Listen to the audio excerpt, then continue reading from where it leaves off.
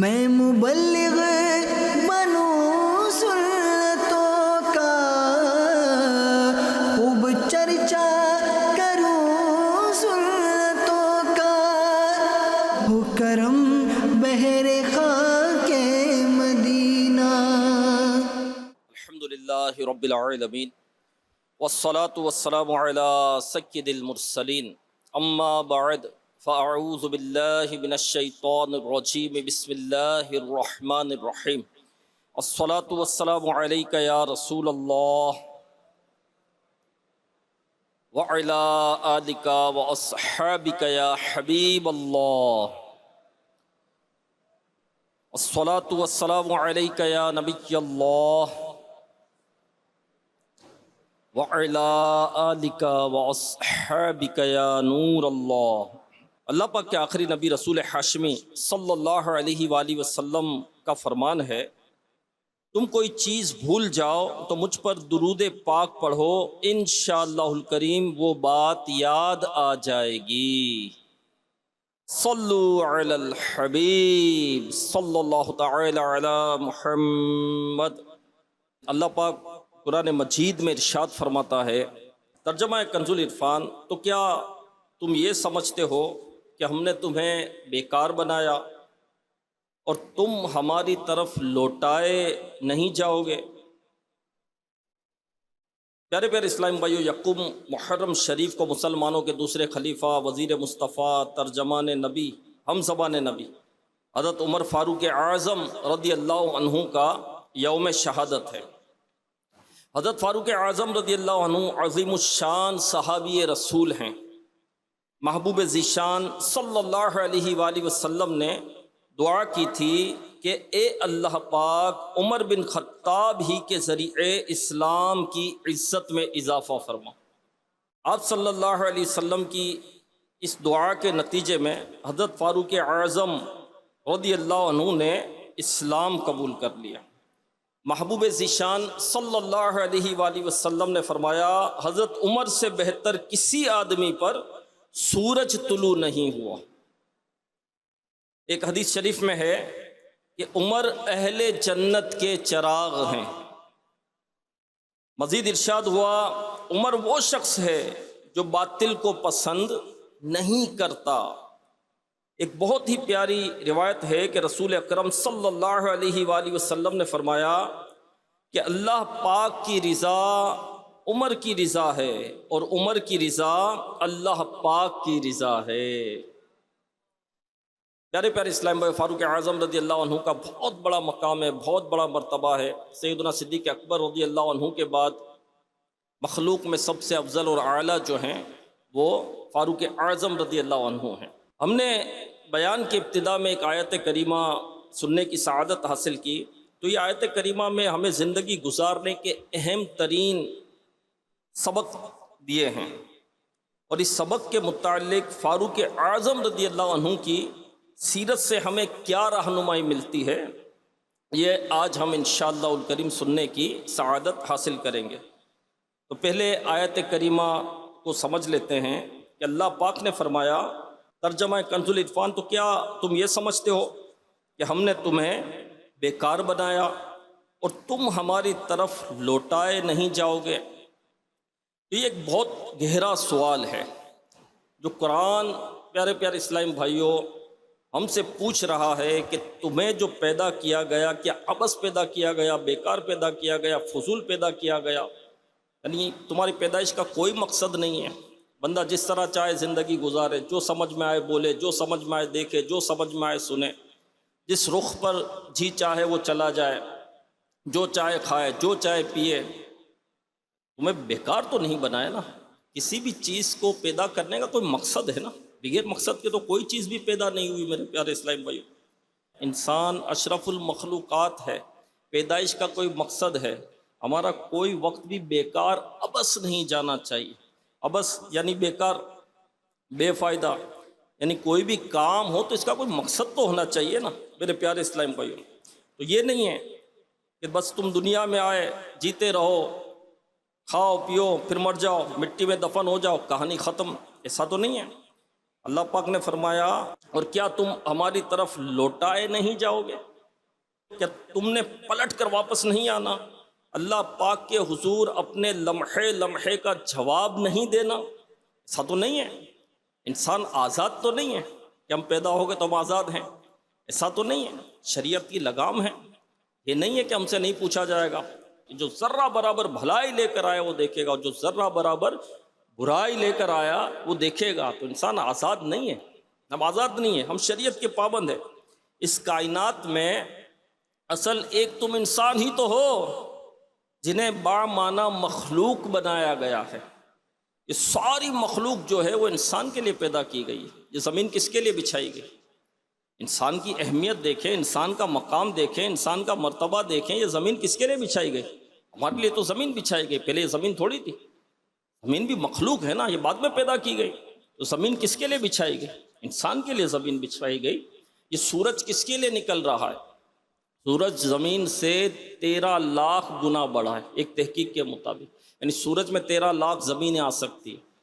یہاں سے کروڑوں میل دور ہے سورج، یہاں سے ہمیں آسمان پر ایک چھوٹی سی ٹکیا نظر آتا ہے، جبکہ اس سورج میں 13 لاکھ زمینیں آ سکتی، اتنا بڑا یہ سورج ہے۔ یہ سورج کس کے لیے نکل رہا ہے؟ یہ طلوع کس کے لیے ہو رہا ہے؟ ہمارے لیے طلوع ہو رہا ہے۔ یہ سورج غروب کس کے لیے ہو رہا ہے؟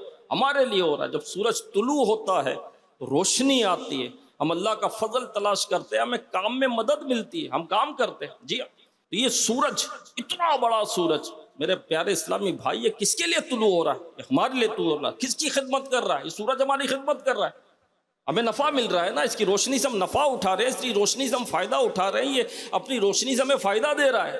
یہ کس کے لیے سورج طلوع ہو رہا ہے؟ ہمارے لیے۔ اچھا، غروب بھی کس کے لیے ہوتا ہے؟ ہمارے لیے ہوتا ہے۔ سورج غروب ہوتا ہے تو رات ہو جاتی ہے، ہم سکون کی اور چین کی نیند سوتے ہیں۔ تو اچھا، پھر سورج کے اور بھی بہت سارے فوائد ہیں کہ سورج کی روشنی سے جو ہے وہ کھیت کھلیان پھلتے ہیں، جو ہمیں اناج ملتا ہے، جو ہمیں جو ہے سبزیاں ملتی ہے، جو ہمیں اللہ کی نعمتیں نصیب ہوتی ہے۔ تو اس میں سورج کی کرنیں، سورج کی روشنی، سورج کی گرمی کا بہت بڑا کردار ہے کہ جس کے ذریعے ہمیں کھیت کھلیان میں جو ہے ہمیں اناج نصیب ہوتا ہے، جس کو ہم کھاتے ہیں، جس سے ہمیں طاقت ملتی ہے، جس سے ہم سروائیو کرتے ہیں، زندگی گزارتے ہیں۔ تو یہ سورج کس کی خدمت کر رہا ہے؟ سورج کی روشنی سے فائدہ کس کو ہو رہا ہے؟ ہمیں۔ سورج کی تپش سے فائدہ کس کو ہو رہا ہے؟ ہمیں۔ دھوپ سے فائدہ کس کو ہو رہا ہے؟ انسان کو۔ تو سورج کس کے لیے؟ انسان کے لیے۔ میرے پیارے اسلامی، کھیت کس کے لیے؟ ہمارے لیے۔ کھلیان کس کے لیے؟ ہمارے لیے۔ فصلیں کس کے لیے؟ ہمارے لیے۔ اناج کس کے لیے؟ ہمارے لیے۔ اللہ پاک کے اناج جو اگا رہا ہے کس کے لیے اگا رہا ہے؟ ہمارے لیے اگا رہا ہے۔ درخت کس کے لیے؟ ہمارے لیے۔ درخت کے کتنے فائدے ہیں؟ ایک فائدہ ہے، 500 فائدے ہیں، آپ گنتے چلے جاؤ، درخت کے فوائد گنتے چلے جاؤ۔ اب جیسے درخت کٹتے ہیں تو گرمی آپ بڑھ رہی ہے، گرمی کی شدت بڑھ رہی ہے، اس کی ایک وجہ یہ بھی کہ درخت کا کاٹنا، درخت کا کم ہونا، کلائمیٹ چینج ہو رہا ہے۔ اب دیکھو ہمارے کراچی میں بھی ایسی گرمی کب پڑتی تھی، کیسی شدت کی گرمی ہے۔ اس کی ایک وجہ یہ بھی ہے کہ درخت کٹ رہے ہیں، آبادی بہت بڑھ رہی ہے، اب درخت کٹ رہے ہیں، درخت کے ذریعے آکسیجن ملتا ہے ہمیں۔ یہ آکسیجن سے فائدہ کس کو ہوتا ہے؟ ہمیں ہوتا ہے۔ گرمی کی شدت میں کمی آئی، فائدہ کس کو ہوا؟ ہمیں فائدہ ہوا۔ درخت جو ہے یہ سیلاب کو روکنے کا بھی کام کرتے ہیں کہ اس کی جڑیں جو ہے زمین کے نیچے بڑی مضبوط ہوتی ہے، جو پانی کو روکتی ہے، ایک طرح سے سیلاب نہیں آتا۔ اس کی ایک وجہ یہ بھی ہے، اور بارش کے برسنے کی ایک وجہ بھی جو ہے درخت ہے، اس کے ذریعے بارش بھی برستی ہے کہ یہ جو ہے زمین سے پانی لے کر یہ ہوا میں خارج کرتا ہے، اس طرح کی کا فائدہ ہوتا ہے۔ اچھا، پھر درخت کے ذریعے پھل ملتے ہیں ہمیں۔ یہ پھل کس کے لیے درخت اگا رہا ہے؟ ہمارے لیے۔ تو درخت بھی انسان کے لیے۔ یہ تارے کس کے لیے معلق ہیں؟ ہمارے لیے معلق ہے۔ جی ہاں، یہ چاند کی کس کے لیے؟ انسان کے لیے۔ چاند کی روشنی کس کے لیے؟ انسان کے لیے۔ کرنیں کس کے لیے؟ انسان کے لیے۔ بادل کس کے لیے چل رہے ہیں؟ ہمارے لیے چل رہے ہیں۔ بارش کس کے لیے برس رہی ہے؟ ہمارے لیے۔ سمندر کس کے لیے؟ ہمارے لیے۔ پہاڑ کس کے لیے؟ ہمارے لیے۔ جڑی بوٹیاں مل رہی ہیں کس کے لیے؟ ہمارے لیے۔ یہ ساری کائنات کا نظام کس کے لیے چل رہا ہے؟ انسان کے لیے چل رہا ہے۔ ہوا کس کے لیے چل رہی ہے؟ ہمارے لیے۔ ہوا کے ذریعے آکسیجن جو مل رہا ہے، اس کا فائدہ کس کو ہو رہا ہے؟ ہمیں ہو رہا ہے فائدہ۔ اللہ نے کیسی کیسی نعمتیں، یہ کتنے بڑی بڑی، سمجھو کہ ایک طرح سے قدرت کی مشینریز چل رہی ہے، کس کے لیے چل رہی ہے؟ ہمارے لیے۔ انسان اپنی زندگی جو سروائیو کر سکے، اس کے لیے چل رہی ہے۔ پھر آپ دیکھیں، یہ تو قدرت نے یہ بنایا۔ سورج انسان تو نہیں بنا سکتا، چاند انسان تو نہیں بنا سکتا، چاند کو، سورج کو انسان تو نہیں نکال سکتا، سورج کو جو ہے وہ غروب کو انسان تو نہیں کر سکتا۔ یہ تو سب میرے رب کا کرم ہے۔ اسی طرح جو کام انسان کرتا ہے کرتا رب کی عطا سے ہی ہے۔ اب مثال کے طور پر جو بھی دنیا بھر میں بزنس ہو رہے ہیں، کاروبار ہو رہے ہیں، کس کے لیے ہو رہے ہیں آپ بتائیں؟ اب دیکھ لیں اس وقت جیسے یہ ٹیبل ہے، ٹھیک ہے، یہ ٹیبل بنانے والوں نے بنائی ہے نا، یہ پورا ایک بزنس ہے، پورا ایک کاروبار ہے۔ کس کے لیے بنی ہے یہ کس کے لیے بنی؟ چیئر کس کے لیے بنی؟ مائک کس کے لیے لگا؟ اسپیکر کس کے لیے لگا ہوا ہے؟ صحیح ہے۔ یہ اتنی بڑی مسجد بنی ہوئی ہے، کس کے لیے بنی ہوئی ہے؟ اتنی مساجدیں کس کے لیے بن رہی؟ مسجد مانے سجدہ کرنے کی جگہ، تو سجدہ کون کرے گا؟ انسان کرے گا۔ اب اس پر ٹائلیں بچھی ہوئی ہے، ماربل بچھا ہوا ہے، یہ ماربل کس کے لیے بن رہے ہیں؟ یہ ٹائلیں کس کے لیے لگ رہی ہے؟ آپ بتائیں کس کے لیے؟ موبائل کس کے لیے بنا؟ موبائل کس کے لیے؟ ہمارے لیے نا۔ آپ دیکھ لیں کوئی بھی بزنس دیکھ لیں، کوئی بھی کاروبار دیکھ لیں، کپڑا بن رہا ہے کس کے لیے بن رہا ہے؟ ہمارے لیے بن رہا ہے۔ آپ دیکھیں کسی بھی بزنس کو دیکھ لیں، انسان کو اس کا فائدہ ہوتا ہے۔ اس دنیا کا سارا نظام، سارے انسان جو کام کرتے ہیں وہ بھی انسان کو فائدہ پہنچانے کے لیے کرتے ہیں۔ اتنا بڑا نظام میرے پیارے اسلامی بھائیوں جو چل رہا ہے وہ انسان کے لیے چل رہا ہے، تو کیا انسان کس کے لیے؟ ساری کائنات انسان کی خدمت کر رہی ہے، ساری کائنات انسان کے لیے۔ انسان کس کے لیے؟ اپنے رب کے لیے۔ انسان اللہ کی عبادت کے لیے، انسان اللہ کی عبادت کے لیے۔ اور مقصد بیان ہو گیا، واضح الفاظ میں قرآن میں بیان ہو گیا مقصد، وما خلقت الجن والانس الا لیعبدون، کہ ہم نے جن و انس کو اپنی عبادت کے لیے پیدا کیا گیا۔ تو انسان کو بے مقصد بے معنی نہیں پیدا کیا گیا، یہ اللہ کی عبادت کے لیے پیدا کیا گیا ہے۔ تو ہمیں اللہ کی عبادت کرنی ہے۔ تو یہ آیت مبارکہ ہمیں جھنجھوڑ رہی ہے کہ تم بے مقصد نہیں ہو، محض جینے کے طور پر نہ رہو، بس جینا ہے۔ اور لوگ کہتے ہیں کہ بھائی کھانے کے لیے جی رہے ہیں، پہلے جینے کے لیے کھاتے تھے، اب کھانے کے لیے جی رہے ہیں۔ تو محض جینے کے طور پر نہ رہو۔ 25 سال کے ہو گئے، 30ویں سالگرہ آ گئی، اب 60 سال کے ہو گئے، اب جناب وفات پا گئے، ایسا نہ ہو، بلکہ تمہاری زندگی با مقصد ہو، اسے با مقصد بنا کر ہی گزارنا چاہیے۔ زندگی کا کوئی مقصد ہمیں رکھنا چاہیے، کوئی گول رکھنا چاہیے، کوئی ایم رکھنا چاہیے۔ جی ہاں، اب دور حاضر میں جو کرائسس ہیں، یہ 3 بڑے کرائسس ہیں جو انسان کو اپنے مقصد سے دور کیے ہوئے ہیں، اور ہماری اکثریت بالخصوص نوجوان طبقہ جو ہے اس سے 2-4 ہے، اور وہ کیا ہے؟ Purpose lessons, number 1 purpose lessons, بے مقصدیت۔ نمبر 2 میٹریلسٹک ریس، یعنی نمائش کی دوڑ۔ ایک بے مقصدیت کہ کوئی مقصد کا نہ ہونا، یہ ایک بحران ہے، یہ ایک تکلیف ہے، یہ ایک پریشانی ہے، ایک پرابلم ہے، اور بڑا پرابلم ہے، کیونکہ مقصد ہی نہیں ہے، زندگی گزارنے کا کوئی مقصد نہیں ہے، بے مقصدیت ہے۔ کسی نوجوان سے پوچھو 5 سال بعد آپ کہاں ہوں گے؟ تو جاؤں وہیں ہوں گا، مجھے کیا پتا کہاں ہوگا 5 سال بعد۔ بھائی کیا مقصد ہے آپ کا؟ آپ زندگی گزار رہے ہو تو آپ کو پتہ ہی نہیں ہے کہ میں 5 سال بعد کیا ہوں۔ آپ کون سا گول لے کر چل رہے ہو، کون سا ایم لے کر چل رہے ہو، کون سا مقصد لے کر چل رہے ہو؟ آپ نے کیا گول سیٹ کیے ہوئے؟ تو کوئی گول سیٹ نہیں کیا ہوا۔ ایک بہت بڑی تعداد ایسی ہے جو جینے کو جی رہی ہے، جو جینے کو جی رہی، کوئی مقصد ہی نہیں ہے، کوئی مقصد ہی نہیں ہے کہ کہاں چلنا ہے، کہاں پہنچنا ہے۔ نہیں، گھر سے نکلتے ہیں، بائک اسٹارٹ کی، جا رہا ہے، پھر اس کو پتہ چلتا ہے کہاں جا رہا ہوں۔ بعض اوقات ایسا بھی ہوتا ہے میں جھاگ کہاں رہا ہوں، ایک عجیب سی بات ہے نا، بعض اوقات ایسا ہو جاتا ہے جھاگ کہاں رہا ہوں، گھر سے تو نکل گیا پر جھاگ کہاں رہا ہوں۔ نہیں، ایک مطلب کہ ایک روٹین کی لائف سیٹ ہو گئی ہے انسان کی، کہ صبح اٹھنا ہے، یہ کرنا ہے، پھر یہ کرنا ہے، پھر یہ کرنا ہے، بس ایک سیٹ، مطلب کوئی مقصد نہیں ہے۔ فاروق اعظم رضی اللہ تعالیٰ عنہ اس سیرت مبارکہ سے دیکھتے میرے پیارے اسلامی بھائی، جب آپ نے اسلام قبول کیا، فاروق اعظم رضی اللہ تعالیٰ عنہ نے اسلام قبول کیا، تو اس کے بعد اسلام غلبہ پاتا چلا گیا، اسلام کی عزت میں، اسلام کی شان میں، اسلام کی شوکت میں جو ہے وہ اضافہ ہوتا چلا گیا، اسلام ترقی کرتا چلا گیا۔ فاروق اعظم رضی اللہ تعالیٰ عنہ آدھی دنیا آپ نے فتح کر لی، یعنی حضرت عبداللہ بن مسعود رضی اللہ تعالیٰ عنہ فرماتے ہیں کہ فاروق اعظم رضی اللہ تعالیٰ عنہ نے جب اسلام قبول کیا اس وقت سے ہم مسلسل غلبہ ہی پاتے رہے، کبھی ایک لمحے کے لیے بھی ہم میں کمزوری نہیں آئی۔ یہ تھے فاروق اعظم رضی اللہ تعالیٰ عنہ۔ دوسرے صحابی حضرت حذیفہ رضی اللہ تعالیٰ عنہ فرماتے کہ جب عمر نے اسلام قبول کیا رضی اللہ عنہ، اس وقت سے اسلام کی مثال ایسی تھی جیسے کوئی شخص ہماری طرف آ رہا ہو، دن بدن اسلام کی قوت بڑھ رہی تھی۔ جب آپ شہید ہو گئے، اب اسلام کی حقانیت اور سچائی میں نہیں بلکہ غلبے میں کمی آنا شروع ہو گیا۔ حضرت عمر فاروق اعظم رضی اللہ عنہ کی زندگی میں ایک بڑا مشن تھا، اور آپ اس مشن کے ساتھ جڑے ہوئے کیسے تھے؟ جب تک آپ دنیا میں موجود رہے، آپ کی ہر سانس اسلام کو قوت، غلبہ اور ترقی دے رہی تھی۔ مطلب یہ ایسا نہیں تھا کہ فاروق اعظم رضی اللہ تعالیٰ عنہ نے جو ہے مطلب کہ آپ نے اسلام قبول کیا تو بس اسلام کو ترقی ہوتی چلی گئی، ایسا نہیں تھا، بلکہ فاروق اعظم رضی اللہ تعالیٰ عنہ نے اسے اپنی زندگی کو ڈیزائن کیا، ایک سانس، ایک لمحے کو جو ہے آپ نے ڈیزائن کیا، اور دین اسلام کی خدمت میں آپ لگے رہے۔ آپ کی زندگی میں آپ دیکھیں گے تو بھوک بھی ہوگی، پیاس بھی ہوگی، آزمائشیں، تکلیفیں، منافقوں کی طرف سے الزام تراشیاں، دکھ درد، معاشی اونچ نیچ سب ملے گا، لیکن اسلام کی ترقی ملے گی۔ اسلام کی ترقی میں کبھی نہیں آئی۔ پیارے اسلام بھائیو، فاروق اعظم رضی اللہ عنہ کی سیرت میں ہمارے لیے بڑا سبق ہے کہ میننگ لیس، بے مقصد نہ ہو جائیں، اور بس یعنی بیکار کی زندگی نہ گزاریں۔ صرف پیسے کے پیچھے بھاگتے رہنا، اس کا کوئی معنی نہیں ہوتا ہے۔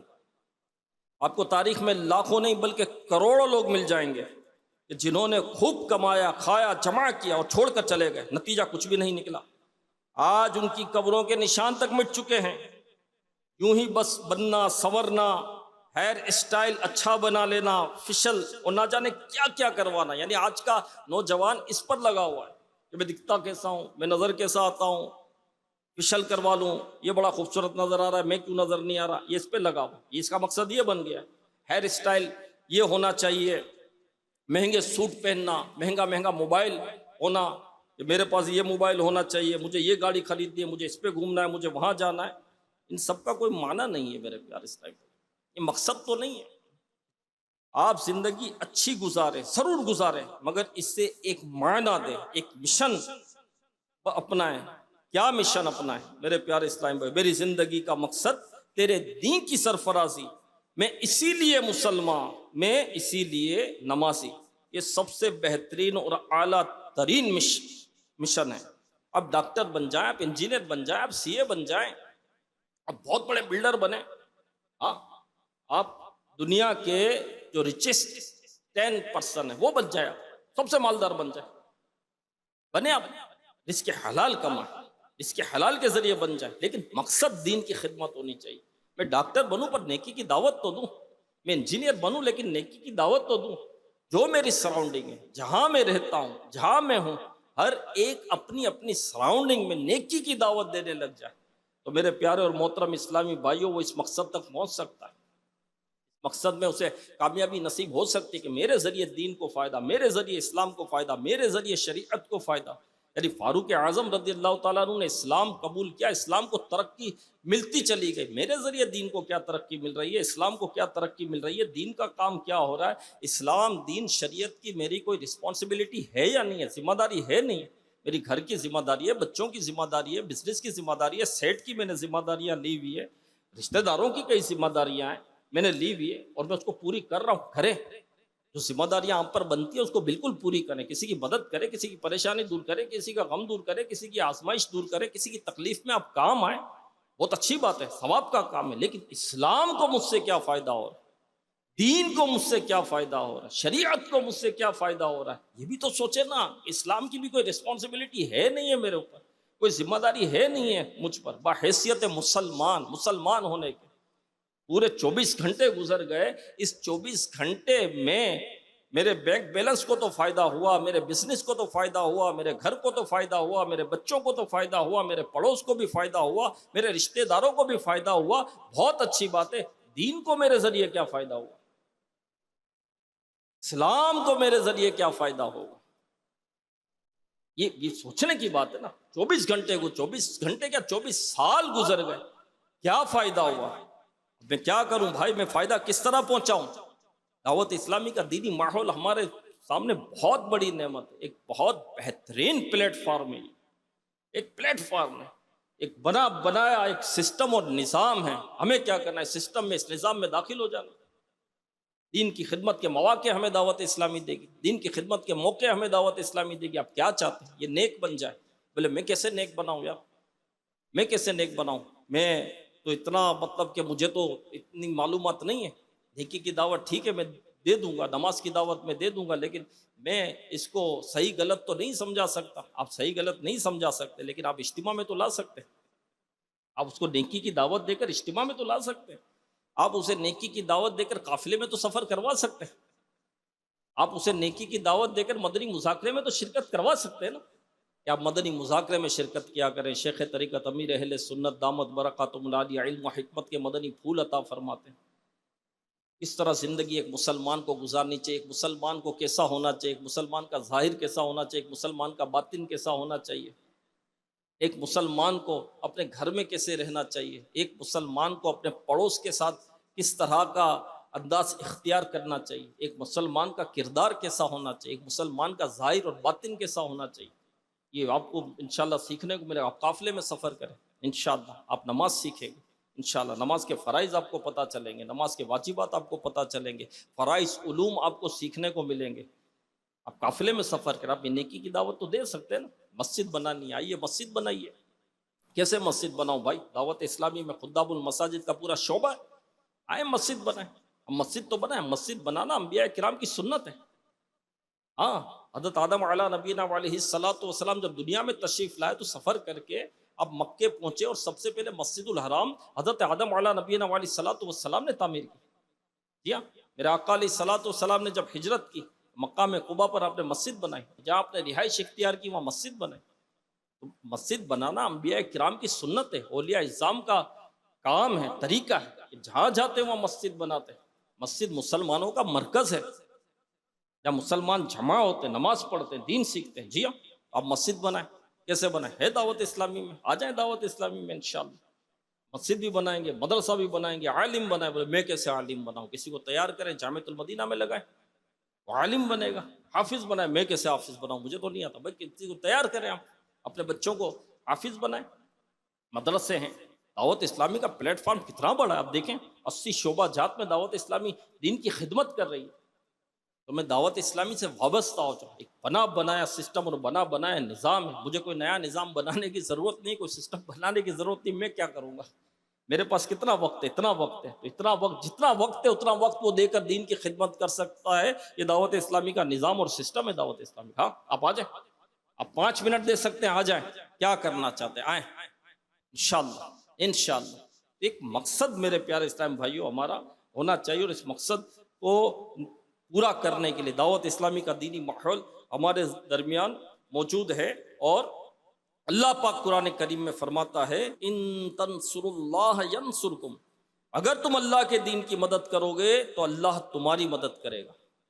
دوسرے مقام پر اللہ پاک نے فرمایا اور بے شک اللہ اس کی ضرور مدد فرمائے گا جو اس کے دین کی مدد کرے گا. سبحان اللہ. پیارے اسلام بھائیوں، کیسی امید بھری آیات ہے. اللہ پاک نے یہ نہیں فرمایا کہ تمہاری مدد کس معاملے میں کی جائے گی، مطلقاً فرمایا کہ تم دین کے خادم بن جاؤ، اللہ پاک تمہاری مدد فرمائے گا. اور جو بھی مشکل ہو، جو بھی پریشانی ہو، بے روزگاری ہو، پریشان حالی ہو، تنگ دستی ہو، بیماری ہو، آزمائش ہو، امی ابو اسپتال میں ہیں، قبر و آخرت کے معاملات کا خوف ہے یا جنت کی طلب ہے، غرض کوئی جائز خواہش ہو، کوئی مشکل ہو، دین کے خادم بن جائیے، اللہ پاک غیب سے تمہاری مدد فرمائے. دین کی خدمت کریں، دین کی خدمت کریں، دین کی خدمت کرو. باقاعدہ ایک وقت رکھیں کہ یہ وقت مجھے دین کی خدمت کے لیے ہے. بھائی بزنس کا بھی تو وقت ہے نا، کام کا بھی تو وقت ہے نا، آفس کا بھی ایک وقت ہے نا، دکان کھولنے کا، دکان بند کرنے کا بھی ایک وقت ہے یا نہیں ہے؟ چلو کھولنے کا ہے، بند کرنے کا نہیں. سارے وقت تو ہے نا ہمارے. دنیا کی معاملات میں ہم نے اپنا جو ہے وہ شیڈیول تو بنایا ہوا ہے نا، کہ نہیں بنایا ہوا؟ بنایا ہوا. لیکن دین کا کون سا وقت؟ اسلام کا کون سا وقت؟ ایک وقت باقاعدہ رکھیں، کم از کم 2 گھنٹے تو رکھیں کہ 22 گھنٹے دنیا کے لیے تو 2 گھنٹے جو ہے دین کی خدمت کے لیے، 2 گھنٹے دین کی خدمت کے، انشاءاللہ الکریم یہ 2 گھنٹے قبر و آخرت میں ہمارا بیڑا پار کروا دیں گے انشاءاللہ۔ تو پیارے اسلام بھائیوں، یہ خدمت دین کی برکات ہے۔ مفتی احمد یار خان نعیمی رحمت اللہ علیہ لکھتے ہیں، زندگی ہر شخص کی گزرتی ہے، بہترین زندگی وہ ہے جو اللہ پاک کے لیے وقف ہو جائے۔ کاش ہم اپنے آپ کو دین کا مستقل خادم بنا لیں، انشاءاللہ نیت کریں انشاءاللہ۔ بے مقصدیت نہیں ہونی چاہیے، کوئی تو مقصد ہو یار، کوئی تو مقصد ہو ہماری زندگی کا۔ تو اس مقصد کو پورا کرنے کے لیے، اچھے مقصد کو پورا کرنے کے لیے دعوت اسلامی کے دینی ماحول سے وابستہ ہونا ہے۔ سیکنڈ، جو بحران ہے جس نے ہمیں مقصد سے دور کیا ہوا ہے، جس نے ہماری سوچوں کو بدلا ہوا ہے، وہ ہے نمائش کی دوڑ۔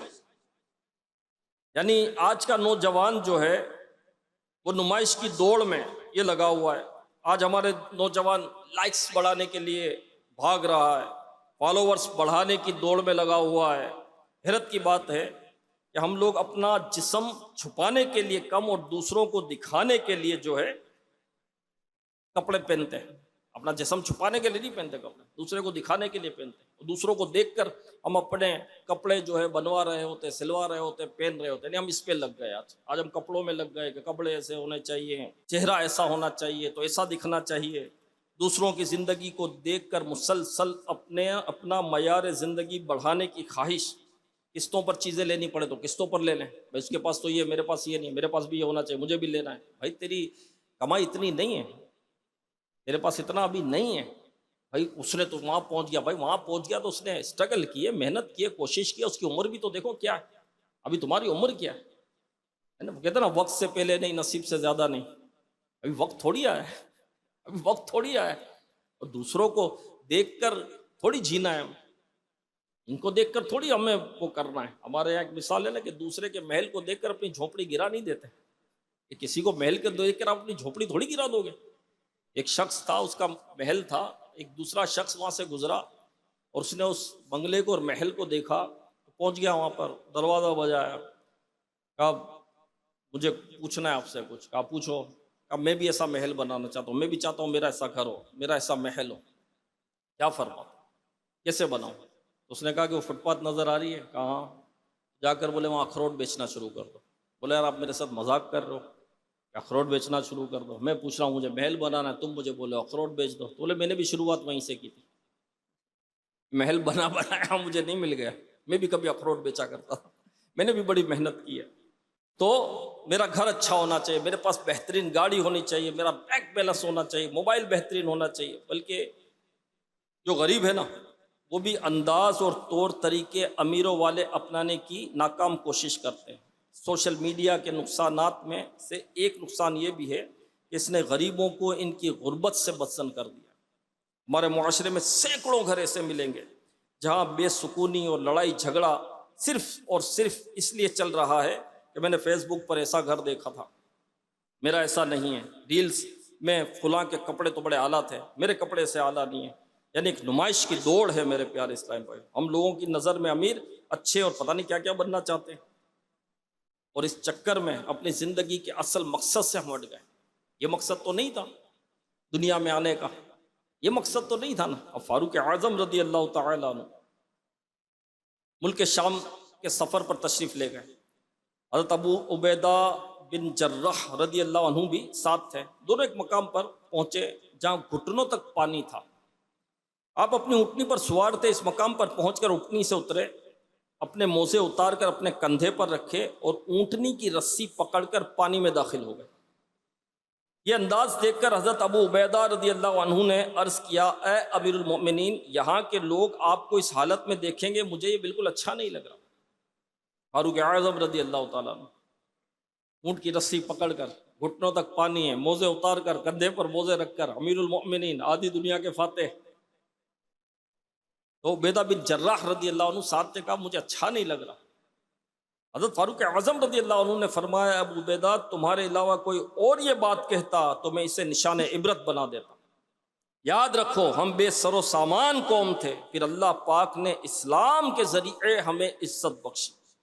بس اگر ہم اسلام کے علاوہ کہیں اور سے عزت ڈھونڈیں گے تو اللہ پاک ہمیں رسوا کر دے گا۔ ہم بے سر و سامان قوم تھے، اللہ نے ہمیں عزت عطا کی ہے۔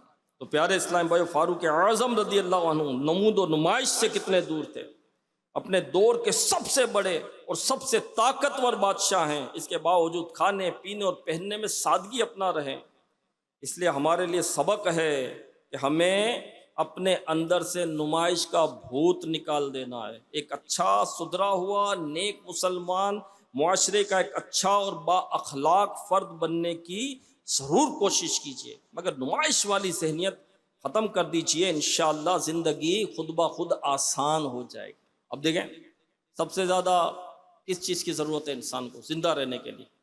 ہوا کی، آکسیجن، آکسیجن کی ضرورت ہے سب سے زیادہ، ٹھیک ہے؟ تو آکسیجن کتنے کا خرید رہے ہیں آپ بتائیں، کتنے کا خرید رہے ہیں؟ اگر یہ ہوا میں جو ہمیں آکسیجن مل رہا ہے اگر یہ نہ ملا تو لاشوں کے ڈھیر لگ جائیں گے۔ اچھا یہ کتنے کا خرید رہے ہیں آپ؟ اپنے لیے کتنا خرید رہے ہیں؟ گھر والوں کے لیے کتنا خرید رہے ہیں؟ بچوں، گھر والوں سے مراد بچے وغیرہ کے لیے کتنا خرید رہے ہیں آپ؟ سب سے زیادہ جینے کے لیے سب سے زیادہ ضرورت ہے، نہیں خرید رہے، مفت میں مل رہا ہے، ہوا میں مل رہا ہے۔ آپ دیکھیں اللہ نے ہمیں عطا کیا۔ پھر سیکنڈ پانی، ٹھیک ہے؟ پانی بھی میسر تو ہے نا، ایسا نہیں ہے کہ پانی صحرا میں تو نہیں رہ رہا کہ صحرا میں پانی نہیں ہوتا۔ جب پانی نہیں ہوتا وہاں پر آبادی بھی نہیں ہوتی، آبادی ہوتی وہی ہے جب پانی ہو، پانی ملتا۔ پھر آپ کو پھر وہ جو منرل واٹر اور یہ چاہیے تو ٹھیک ہے، وہ آپ کی مرضی ہے، پھر آپ کو خرید کر پینا ہے تو آپ پئیں، آپ کو یہ تو آپ کا میٹر ہے نا۔ پھر کھانا ہے، جینے کے لیے کھانے کی ضرورت ہوتی ہے، تو کھانا یوں دیکھا جائے تو مہنگائی ہے۔ میں ایک تھے پریشان حال، تو میں نے اب پریشانی اب کس چیز کی زیادہ ہے؟ تو انہوں نے کہا یار کھانے پینے کی وہ پریشانی نہیں ہے، کھانا تو ہو ہی جاتا ہے نا، روٹی تو آدمی کو مل ہی جاتی ہے، دال تو آدمی کو مل ہی جاتی ہے، کھانا مل جاتا ہے۔ مین مسئلہ ہے کہ یار بجلی کا بل مار دیتا ہے، یہ مار دیتا ہے، بچوں کی فیسیں مار دیتی ہے، وین کی فیسیں مار دیتی ہے، جو اس طرح کے خرچے ہوتے ہیں نا، دوائیاں، یہ جو ہے نا، کوئی بچہ بیمار ہو جائے تو سارا بجٹ میرا آؤٹ ہو جاتا ہے، ٹھیک ہے؟ تو یہ ہے، لیکن کھانا جو ہے یہ مل جاتا ہے انسان کو۔ اور کھانے کے لیے ضروری تھوڑی کہ چکن مٹن اور یہ چیزیں ہی ہوں تو بھی مطلب کہ انسان زندہ رہے گا۔ آج چکن نہیں کھائے گا تو وہی رات کو مر جائے گا، مٹن نہیں کھائے تو صبح جو ہے وہ تجھے غسل دینا پڑے گا، ایسا تو نہیں ہے، ایسا تو نہیں ہے۔ فاروق اعظم رضی اللہ تعالیٰ عنہ کی غذا 9 لقمے تھی، اب 9 لقمے کھاتے تھے۔ اور فاروق اعظم رضی اللہ عنہ کا لقمہ کو اتنا بڑا تو نہیں ہوگا 5 انگلی والا جیسے ہمارا ہوتا ہے، اتنے میں تو منہ کیسے کھلے گا 5 انگلی کے لقمے میں؟ یعنی 5 انگلی یوں کر کے بھی رکھیں تو بھی منہ کھولنا کام ہے، اور پھر نوالا بھی اس کے اندر آ جائے، آپ کتنا منہ کھولے؟ 3 انگلی سے کھانا سنت ہے، چھوٹے چھوٹے لقمے بنا کر کھانا، اچھی طرح چبا کر جو ہے یہ کھانا سنت ہے۔ تو فاروق اعظم رضی اللہ تعالیٰ عنہ یہ تھے۔ تو یہ ہے، ٹھیک ہے؟ یہ انسان کو جو جینے کے لیے، سروائیو کرنے کے لیے جو ضرورت ہے وہ اللہ کی رحمت سے وہ پوری ہو جاتی ہے، لیکن پھر آسائش ہے۔ پھر بندہ پہلے ضرورت کے لیے کماتا ہے، ضرورت پوری ہو جاتی ہے تو آسائش کے لیے کماتا ہے، پھر اس کو آسائشیں چاہیے، اس کو ماربل بچھے ہوئے چاہیے، تو ٹائلیں بچھی ہوئی چاہیے، تو صوفہ سیٹ چاہیے، تو کارپیٹ بھی ہونا چاہیے، تو اے سی بھی لگا ہوا ہونا چاہیے، تو فینسی لائٹیں بھی ہونی چاہیے، تو فار سیلنگ ہونی چاہیے، اور یہ اور اب یہ دیکھ دیکھ کر ہی ہوتا ہے نا، دیکھ دیکھ کر ہی ہوتا ہے کہ یہ بھی ہونا چاہیے، یہ بھی ہونا چاہیے، تو پھر اس کے لیے پیسہ چاہیے، یہ ہونا چاہیے تو پیسہ بھی ہونا چاہیے۔ پیسہ کہاں سے ہوگا؟ پیسے کے لیے پھر محنت ہونی چاہیے، محنت سے اتنا کما نہیں سکتا، تو پھر وہ سود بھی لے کر یہ دھندے کر رہے ہوتے ہیں، معاذ اللہ استغفر اللہ، کدھر سے ترقی کرے گا؟ یہ کہاں سے ترقی کرے گا؟ سود لینے والا رب سے اعلان جنگ کرتا ہے، اللہ سے جنگ کرنے والا کب جیت سکتا ہے میرے پیارے اسلام پر؟ نہیں جیت سکتا۔ تو یہ ہے، تو اللہ پاک ہمیں ان چیزوں سے محفوظ فرمائیں۔ تیسرا بحران جو آج کے معاشرے کو اپنی لپیٹ میں لے چکا ہے وہ ہے خود فراموشی۔ آج ہمیں سب دکھتا ہے، پڑوسی کیا کر رہا ہے ہمیں نظر آتا ہے، بازار میں کیا ہو رہا ہے ہمیں نظر آتا ہے،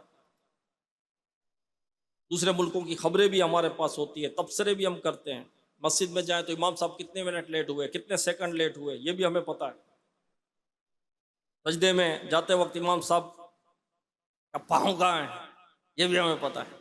امام صاحب نے کتنا ٹائم رکعت میں لگا دیا، یہ بھی یاد ہے۔ ایک چیز جو ہمیں نظر نہیں آتی وہ ہمیں اپنی ذات نظر نہیں آتی، ہمیں اپنا نفس امارہ نظر نہیں آتا، اپنی برائیاں نظر نہیں آتی۔ امیر اہل سنت دامت برکاتہم العالیہ فرماتے جب ایک انگلی کسی کی طرف اٹھاتے ہو تو 3 انگلیاں تمہاری طرف اٹھتی ہیں۔ یہ ایسا کرتا ہے، اس کو ایسا نہیں بولنا چاہیے، اس کو ایسا نہیں کرنا چاہیے، اس کو یوں نہیں کرنا چاہیے۔ بھائی تو کیا کر رہا ہے؟ اس کو یوں نہیں بولنا چاہیے، یہ نہیں کرنا۔ اب خود جھوٹ بول رہا ہے، غیبتیں کر رہا ہے، چگلیاں کر رہا ہے، عیب دریاں کر رہا ہے، لوگوں کی دل آزاریاں کر رہا ہے، تکلیفیں پہنچا رہا ہے، ماں باپ کی نافرمانیاں کر رہا ہے، رب کی نافرمانی کر رہا ہے، فجر میں تو اوندھا پڑا ہوا ہے، جماعتیں تو چھوڑ رہا ہے، مسجد میں رہ کر بھی تو جماعت ترک کر رہا ہے، تو یہ تجھے نظر نہیں آتا، اپنی خرابیاں تجھے نظر نہیں آتی، ٹھیک ہے نا؟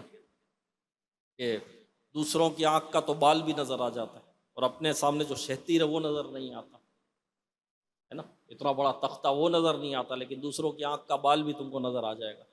تو ایک پرابلم یہ بھی ہے، فاروق اعظم رضی اللہ تعالیٰ عنہ نے ایک مرتبہ سب کو جمع فرمایا، سب کو، امیر المومنین نے جمع کیا ہے، سب کو جمع فرمایا، اور آپ ممبر پر کھڑے ہوئے اور آپ نے کہا کہ میں پہلے جو ہے اپنی خالہ کے کھیت میں پانی دیا کرتا تھا، پانی بھر کر لاتا تھا اور پانی دیا کرتا تھا، جس کے بدلے میری خالہ مجھے مٹھی بھر کھجوریں دیتی تھی۔